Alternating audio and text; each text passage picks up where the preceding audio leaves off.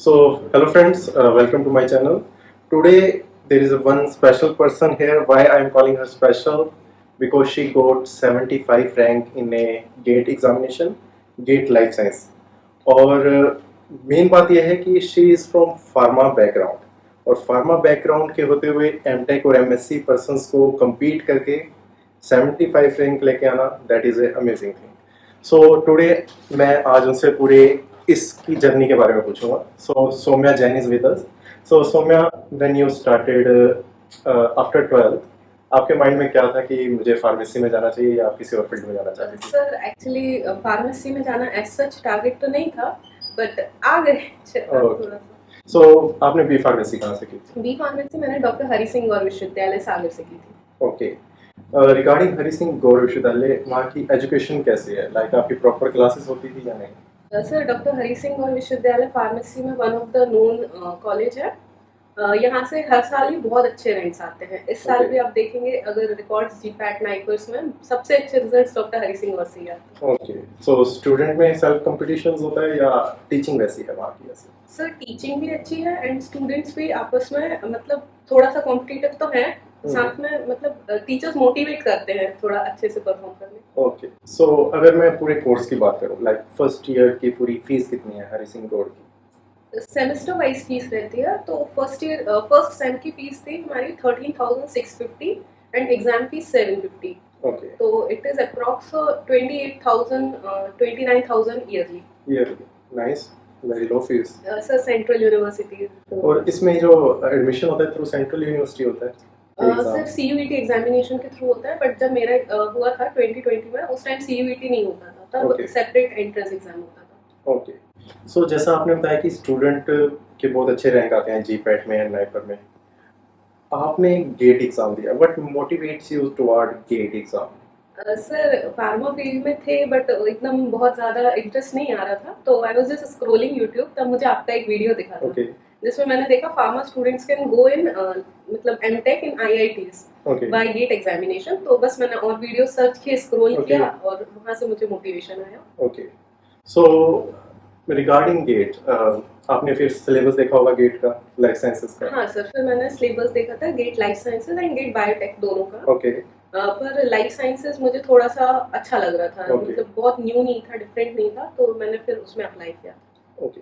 सो आपको ऐसा लगा किसी पॉइंट ऑफ व्यू में, लाइक जो गेट का सिलेबस है दैट इज डिफिकल्ट और easy compare to GPAT syllabus, या ऐसा लगा कि जो गेट का सिलेबस है वो हमने पढ़ा हुआ है कहीं ना कहीं जीपैट में, मतलब बी फार्मेसी सर में? 20% सिलेबस गेट और जीपैट का सिमिलर है. जैसे फिजियोलॉजी वाला पार्ट है, physiology, plant physiology, animal physiology, microbes, these are common in both the syllabus.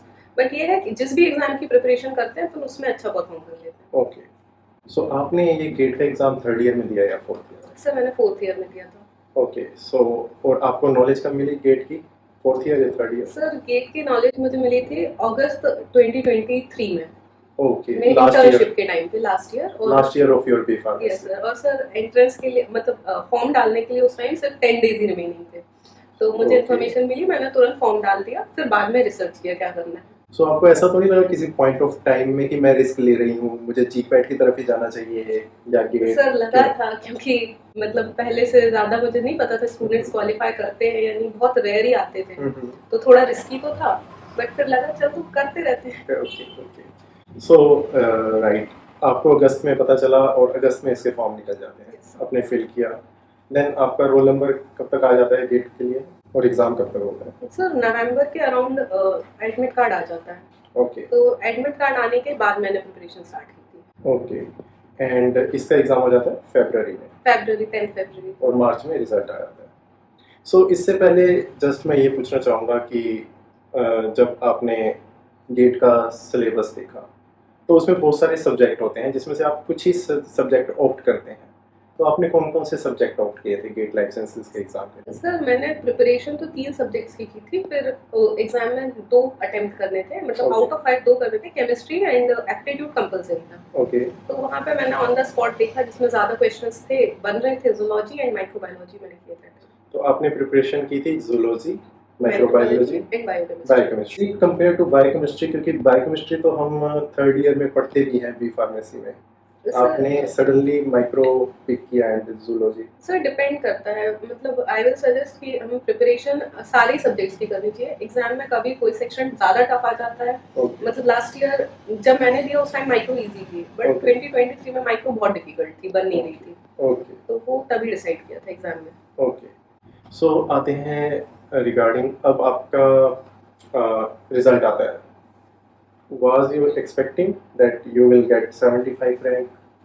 Sir जब एग्जाम के 5-6 डेज बाद एक रिस्पॉन्स शीट आती है विद आंसर शीट, तो उससे मैंने जब मार्क्स टोटल किए थे I was getting 56 marks out of 100। Out of 100 तो 56 when I compared it with previous years, तो इतना तो मुझे था कि मेरी 200 के अंदर आएगी रैंक, बट 75 की नहीं थी, क्योंकि पेपर मुझे ऐसा लगा इस साल थोड़ा इजी था, ओके तो मे बी कट ऑफ ज़्यादा चला जाए।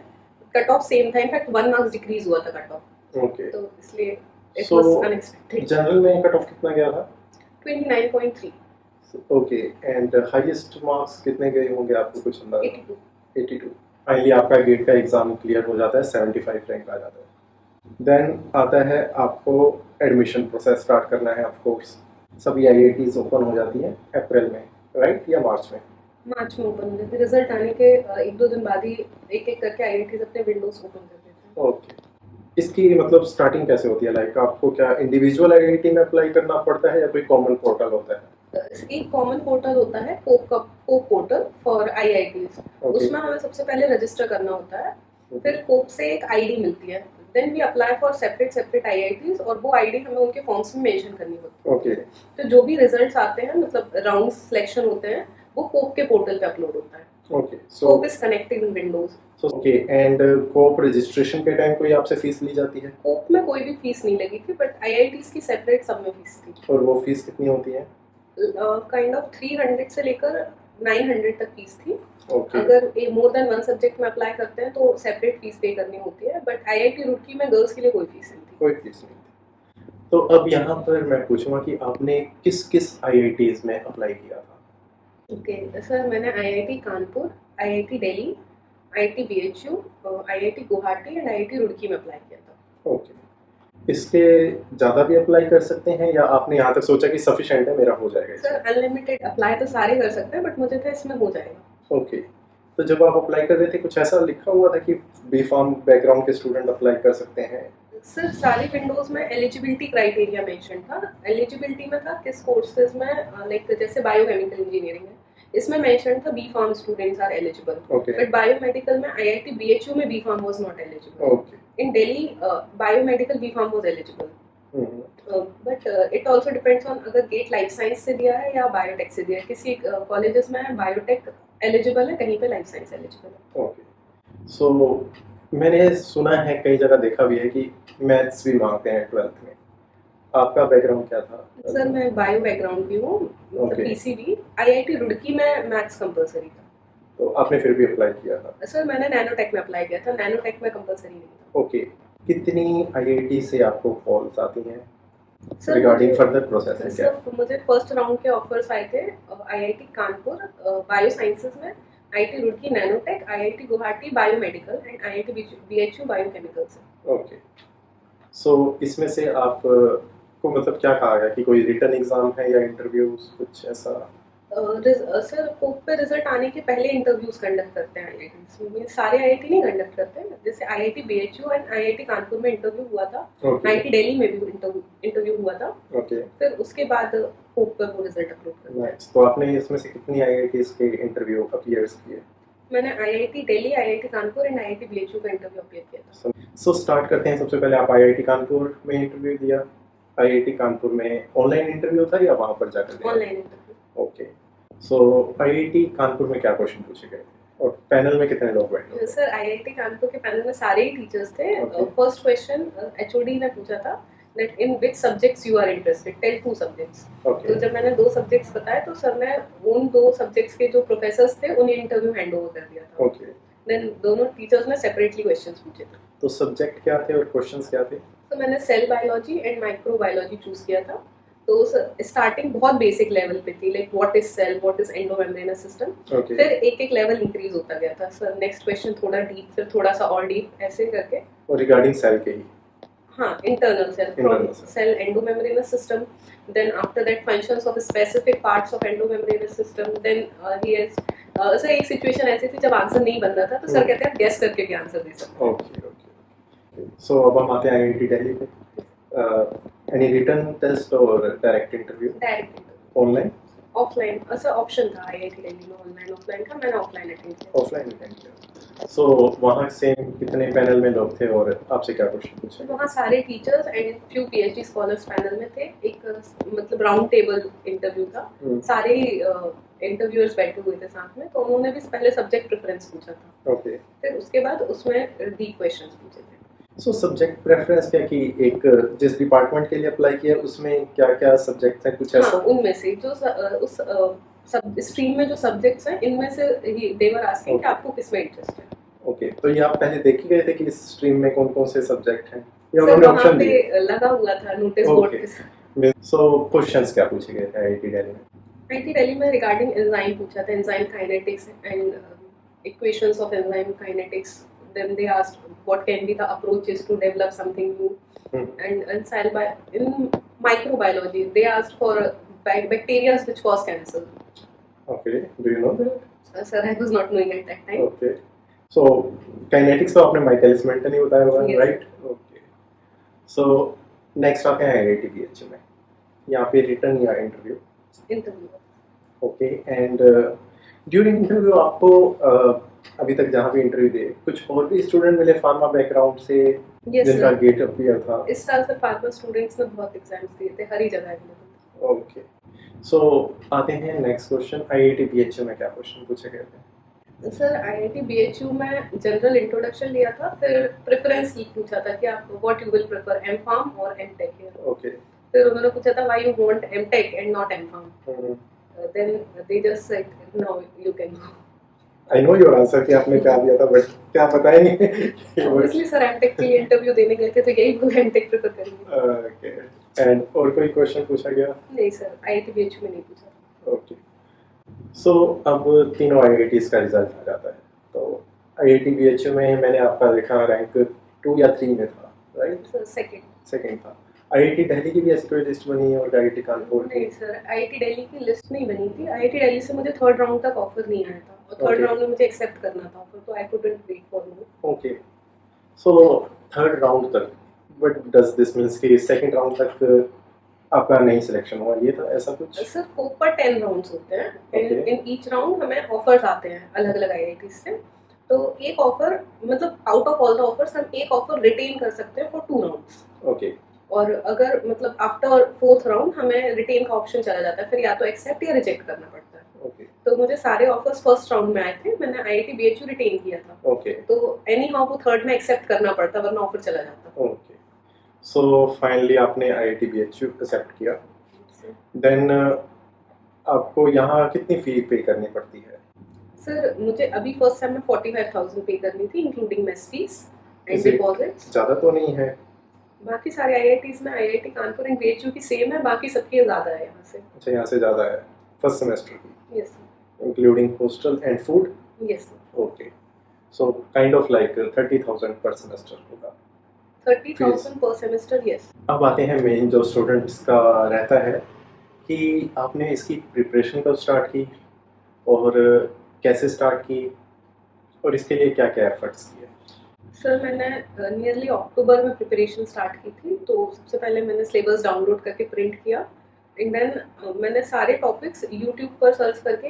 इंडिविजुअली एक एक टॉपिक स्टडी किया था और उनके नोट्स बनाए थे ओके और फिर उसी पेपर पे टिक करते गए थे जो भी कंप्लीट होते गए टॉपिक्स तो आपने काफ़ी मेहनत की है या इस चीज़ के लिए तो मैं व्यूअर्स से कहना चाहूँगा कि लाइक इंडिविजुअल टॉपिक्स के ऊपर सौम्या से पूछना वो बहुत डिफिकल्ट हो जाएगा maybe Saumya in future आपको गाइड करे कि कैसे आपको प्रिपेयर करना है तो आप उनसे गाइडेंस ले सकते हैं sure some days she will come on this platform तो प्रिपरेशन इसके लिए कितने आवर्स मांगती है सर अगर अक्टूबर में स्टार्ट करते हैं तो लाइक 3-4 मंथ्स ही हैं तो you have to give 5 to 6 hours a day okay but अगर हम थर्ड ईयर में या फोर्थ ईयर में स्टार्ट करते हैं तो nearly 1-2 hours per day and last में टाइम इंक्रीज कर सकते हैं ओके फिर आपका रिजल्ट आया था मार्च में राइट यस मार्च सो आपने जीपैट की तैयारी शुरू कर दी थी तब तक, या Sir- कॉन्फिडेंट थे कि बस मेरा हो गया डन? सर फेब तक I was preparing for GPAT also.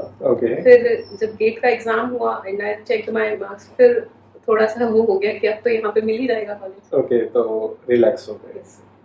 सो आप अभी हैं बायोकेमिकल इंजीनियरिंग डिपार्टमेंट में। आपके सीनियर्स के क्या थॉट व्यूज हैं? They want to go for further studies और प्लेसमेंट?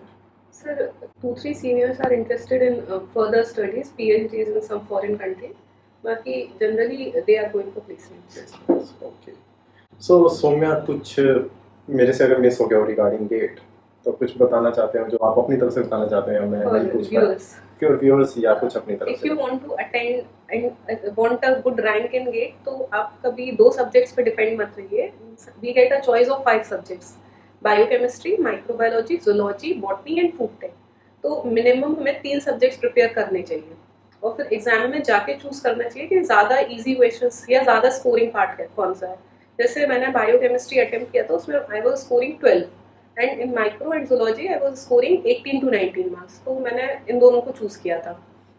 और केमिस्ट्री कंपलसरी है, तो केमिस्ट्री तो बी फार्म में अपन पढ़ते हैं, इसमें फिजिकल केमिस्ट्री थोड़ी ज़्यादा आती है। बी फार्म में ऑर्गेनिक केमिस्ट्री का पोर्शन ज़्यादा है।